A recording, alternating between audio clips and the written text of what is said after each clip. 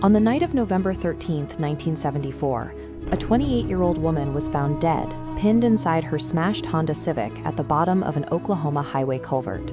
Her name was Karen Silkwood. The local highway patrol took one look at the wreckage and ruled it a simple accident, a tired driver who fell asleep at the wheel and drifted off the road. But the police report ignored a glaring detail. When Silkwood left a cafe earlier that evening, she was carrying a manila folder and a thick binder of documents. She was driving to Oklahoma City to hand that exact binder over to a reporter for the New York Times.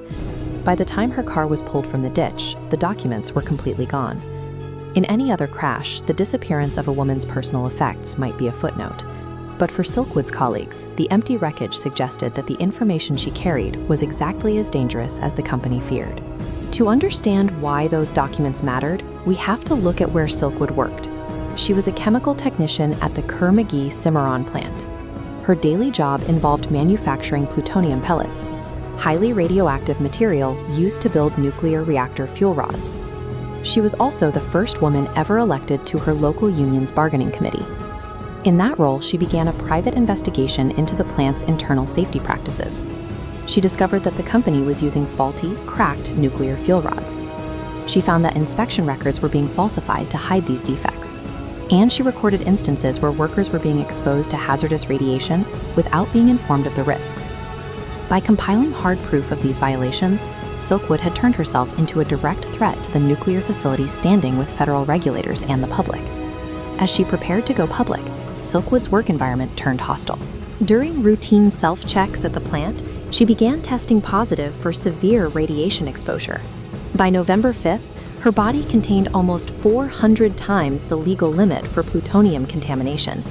The contamination spread to her private apartment. Health physicists found plutonium coating her bathroom and her kitchen refrigerator. Since the radioactive material came from a restricted area of the plant where she hadn't worked in months, Kerr-McGee management accused Silkwood of intentionally poisoning herself to discredit the company. Ingesting plutonium is a death sentence.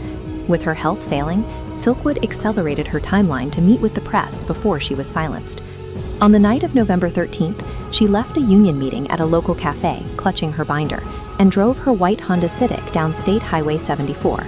The official police explanation was that Silkwood, influenced by a prescribed sedative and fatigue, drifted off the road and hit a concrete culvert. The union hired an independent crash investigator, A.O. Pipkin Jr., to re-examine the site.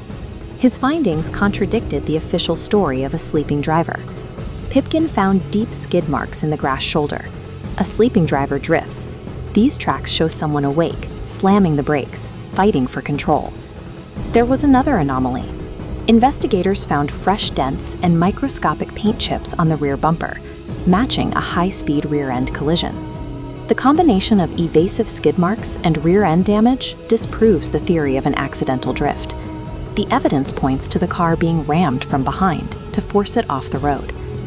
The media attention surrounding Silkwood's death eventually forced a federal investigation into the Cimarron facility. Federal regulators discovered that between 40 and 60 pounds of weapons-grade plutonium was missing from the inventory. That is enough radioactive material to build several functional nuclear bombs. This raised a new possibility. Silkwood's missing binder didn't just contain safety reports, but proof of an illicit nuclear smuggling ring operating within the plant. An organized trade in weapons-grade material provides a much more lethal motive for ensuring a whistleblower never makes it to their destination. In the legal fallout, Kerr-McGee eventually settled with Silkwood's estate for $1.38 million, while admitting no wrongdoing.